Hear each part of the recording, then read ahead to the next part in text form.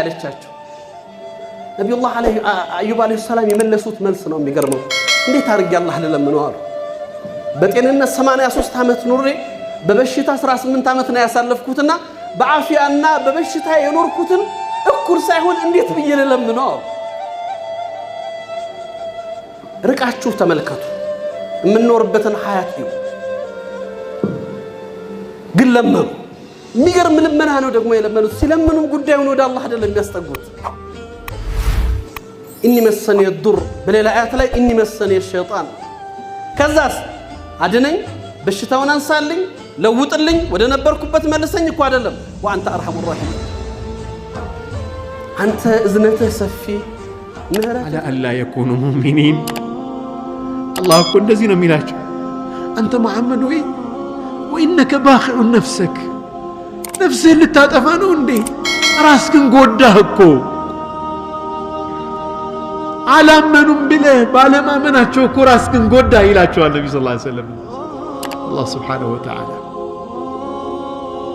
ليل በሙሉ አምልኮት ላይ ቆመው እግራቸው ሲያብጥ አንተ ያ አላህ መልእክተኛ ሆይ ምን ነው እንዲህ ትሆናለህ فقد غفر الله لك ما تقدم من ذنبك وما تأخر የሚመጣውም ያለፈውንም ወንጀል አላህ ምሮልሃል ምን አደከመ አለቻቸው አይሻ ረዲየላሁ عنها فقال عليه الصلاة والسلام أفلا أكون عبدا شكورا አመስጋኝ ባሪያ ሙሉ የሆነ ጌታ ነው በባህሪው እንከን የለበትም ስራውም ላይ ክፍተት የለም እንዲህ አይነቱን ለማግኘት ዛሬ በዱንያ የጠየቀን እኔን ተገዙ አታጋሩ ነው ጀሃነም እሳት ውስጥ ዝቅተኛ ስፍራ ላይ ለሚቀጣው ሰው አላህ ምን ይለዋል ዱንያና በሷ ላይ ያለው ኒዕማ ሁሉ ላንተ ተሰጥቶ እሷን ፊዳ አድርገህ ቤዛ መስዋዕትነት ከፍለ አሁን ካለህበት ቅጣት ውጣ ብትባል ደስተኛ ትሆናለህ ወይ አለ እንዴት ጌታዬ ፈልጋለሁ እንጂ አለ ታዲያ እኔ እኮ ዱንያ ላይ ያለህ ካንተ የፈለኩት ዛሬ መስዋዕት አድርገህ ለመክፈል ከምታስበው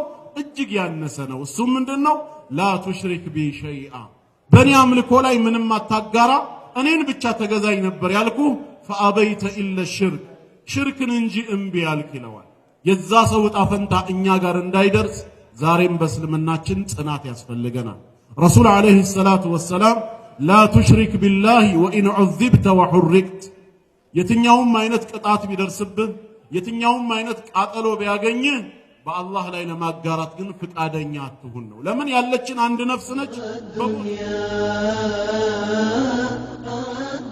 ዱንያ የሚለው ቃል ትርጉሙ ምንድነው አይ ዱንያ ግን ተስገብግቦ ሌሎች ፍጥረታት ከሚኖሩት በላይ እድሜ ይኖራል አይኖርም ተስገብግቦ ሌሎች ፍጥረታት ሳይስገበገቡ ይኖራሉ ወይ ዱንያ በአዱንያ ይታለላል ማይበላውን ይሰበስባል ለምን ወይ ዱንያ የሚበላው አንዲት ዳቦ ነች ወይም አንዲት እንጀራ ነች አለኝ የሚለው ግን ወይ ዱንያ ምንድነው ማዕናው ተፋኹር ፈቀጥ ፉከራ ብቻ ወይ ዱንያ 1 ቢሊዮን ይኖረዋል 2 ቢሊዮን ይኖረዋል እከሌሳ እንዲያን ይኖረዋል ምን ያደርገዋል ምንም ወይ ዱንያ አላህ ይህን ኒዕማ የሰጠኝ እኔን ሊፈትነኝ ነው ብለን አስበን እናውቃለን ወይ ዱንያ ሀብታም የሆነ መስሎ ራሱን ካየ ወደ ጥመት ነው የሚሄደው ወይ ዱንያ የትንኝ ክንፍ ያህል ትንኝ ራሱን አይደለም ወይ ዱንያ ክንፉን እንኳን ያህል ሚዛን ደረጃ አላህ ዘንድ ቢኖራት ኖሮ በአላህ የካዱ ሰዎች አንዲት ጉንጭዋ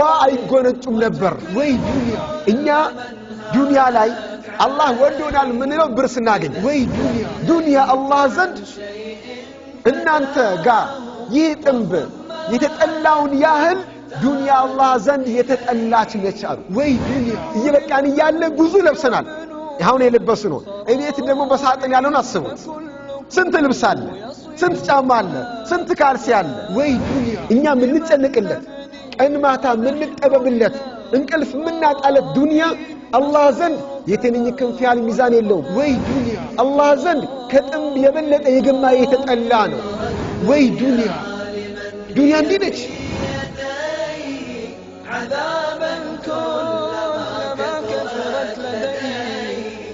ቡና ሱስ አስቸግሮሃል መጠጣት አትፈልግም ለ21 ቀን አቁም እሱም በስሜት ማቆሙን ተለማመደው ያኔ ሱስም ማቆም ትችላለህ ጫት whatever መጥፎ ምትሉትን ባህሪም ይሁን ጥሩ ምትሉትን ለመትከል እነዚህ ፕሮሰሶች ያስፈልጋሉ። አክሽን፣ ፊሊንግ፣ ሪፒቲሽን፣ ሃቢት ይሆን። አምስተኛው ህግ ሁሉም ነገር ለኸይር። ቁርአን ላይ አላሁ ስብሓነሁ ወተዓላ ምንድነው የሚለን? ወዓሳ አን ተክረሁ ሸይአን፣ ምናልባት እናንተ አንድ ነገር ትጠላላችሁ፣ ወሁወ ኸይሩን ለኩም፣ ያለ እናንተ መልካም ሆኖ ሳለ፣ ወዓሳ አን ቱሒቡ ሸይአን፣ እንደ ሰው ደግሞ የሆነ ነገር ትወዳለህ፣ ወሁወ ሸሩን ለኩም፣ ያለ እናንተ መጥፎ ነው።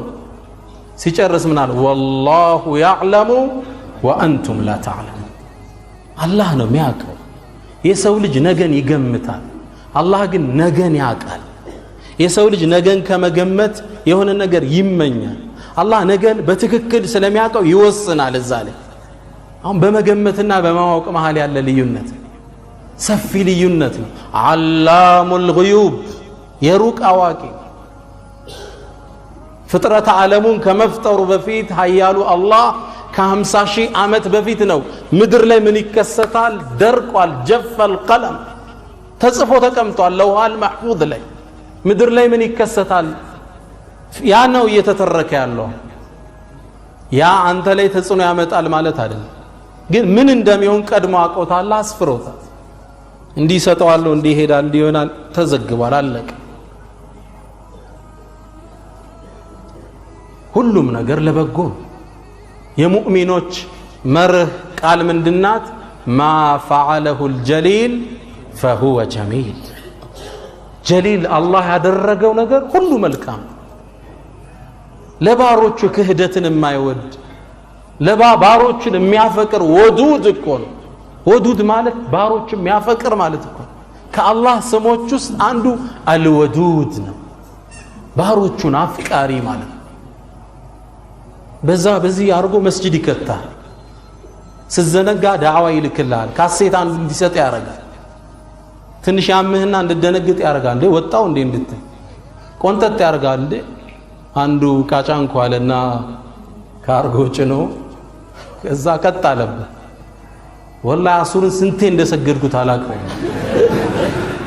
ያ አላህ አውጣይ ብያለሁ። መመለሻና ናግባ አይለቅህም። እዝጅ መስመር ትይዛለህ። ስለሚወድህ ነው። ልጅ እምቢ ያለ ሽሩፕ ታጠጣው እያለቀሰ መርፌ ታስወጋው ሲያጸዳን ሲያሳድገን ሲለውጠን ለኛ አፍቃሪ ጌታ። ይሄ የሚወድህ ጌታ የሚወስነው ውሳኔ ለአንተ ኸይር ነው። ወደህ ተቀበል፣ ልብህን ክፈትለት። አንድ ገጠሬ በረሃ ውስጥ ይኖሩ